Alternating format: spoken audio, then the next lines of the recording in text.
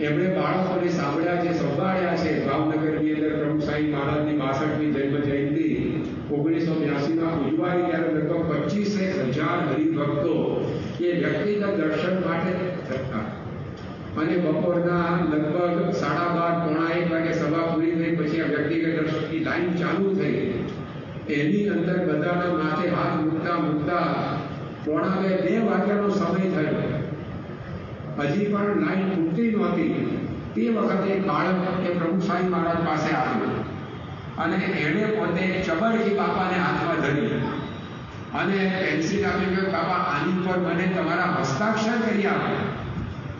હવે ગરમીની અંદર બપોરના 2 વાગે સવારથી પલાઠી પાડી બેઠા હોય 9 વાગ્યાના, માણસને ઊભા થવાની ઉતાવળ હોય, એની અંદર આવું કામ કોઈ સોંપે તો માણસ પોતે અકળાઈ જાય.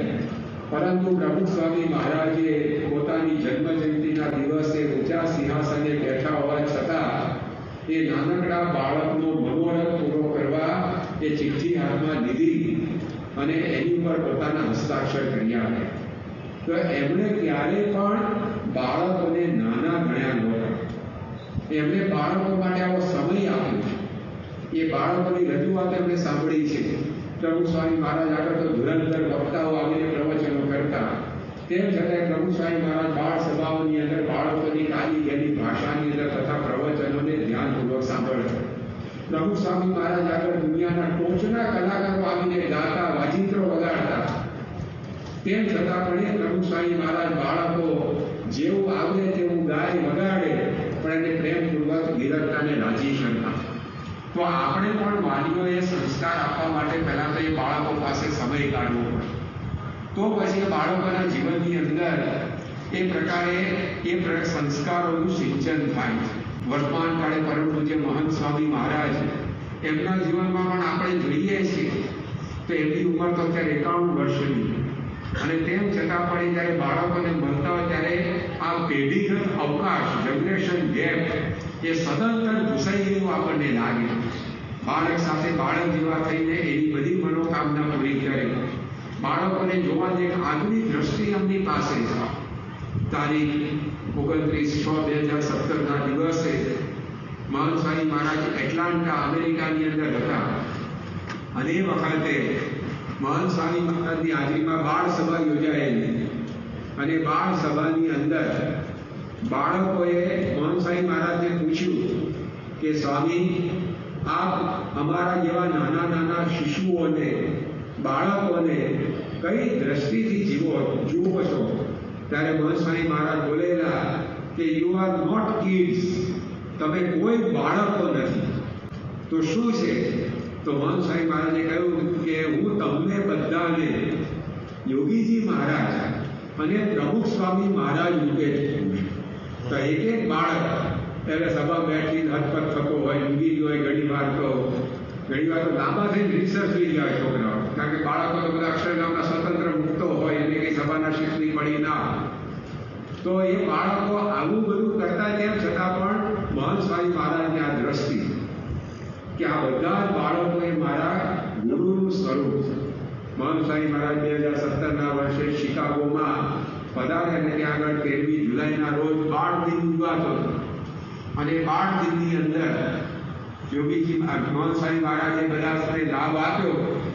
અને પછી સ્વામી પોતાના ઉતારે જતા હતા તો બધા બાળકો લાઈનમાં દર્શન કરવા માટે ઊભા હતા. કે એક બાળક સામે આંગળી કરતા કરતા એ મહંત સ્વામી મહારાજ બોલતા જાય કે you are Yogi Baba, you are પ્રમુખ સ્વામી મહારાજ. જેટલા કે બાળકો સામે ઊભા હતા બધાની સામે આંગળી ચીંધતા ચીંધતા મહંત સ્વામી મહારાજ આમ બોલતા બોલતા પોતાના ઉતારે ગયા.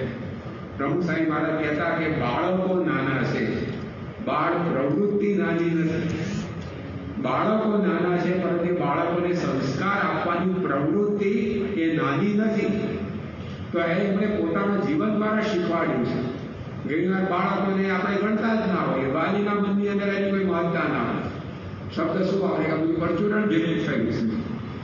બાળકો માટે પણ એ બાજુ આપણા ગુરુનો આવો અભિગમ જ્યારે હોય ત્યારે એના ઘડતરની અંદર કંઈક રંગ જુદો આવે. મહંત સ્વામી મહારાજ 2017ના વર્ષે 24મી માર્ચના દિવસે નૈરોબીમાં બિરાજમાન આજે વખતે બધા બાળકો એમણે પૂજાની અંદર એ મહંતભાઈ મારા સમક્ષ મુખપાઠ રજૂ કર્યો.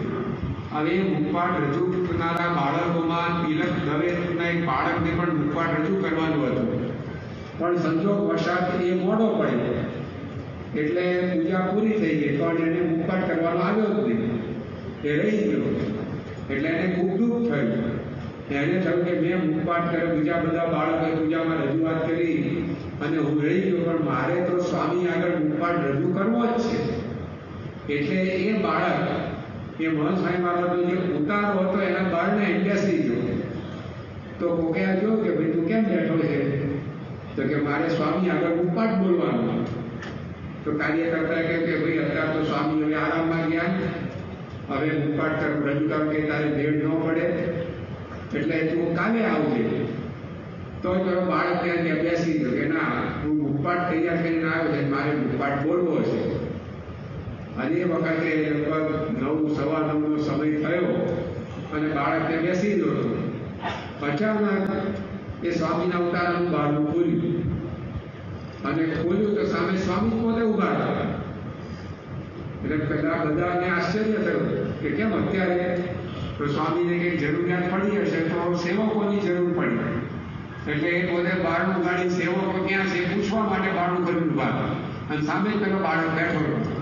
એ સીધો જે ખાઈને પગે લાગ્યો.